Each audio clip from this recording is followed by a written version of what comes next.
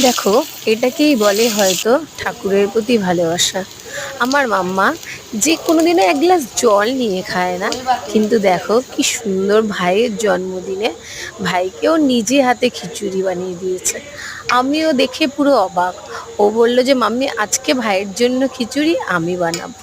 তো আমিও বললাম ঠিক আছে, তুমি বানাও। তো ও শুরু করে দিল। করে আমি তো দেখে অবাক, আমি তো ভেবেছি ও পারবে না। কিন্তু দেখো, ঠাকুরের কৃপা, ঠাকুরের আশীর্বাদ না থাকলে এটা হয়? দেখো কি সুন্দর করে ও ভাইয়ের জন্য খিচুড়ি বানিয়ে দিল।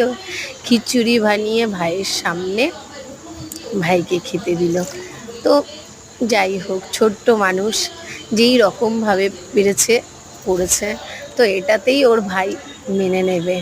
আর যদি ভুল হয়েও থাকে ওর, ভাই ওকে ঠিক ক্ষমা করে দেবে, এইটুকু তো আমি জানি। তো যাই হোক, তোমরাও একটু দেখো, আমার মাম্মা ফার্স্ট টাইম খিচুড়ি বানিয়েছে ভাইয়ের জন্য।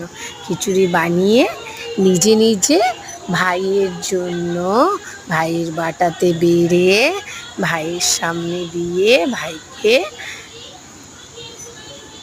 বলে দিল যে ভাই তুমিও খেয়ে নাও।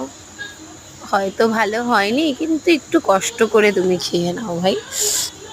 তো ব্যাস। তুলেছি। হুম, তুলেছি।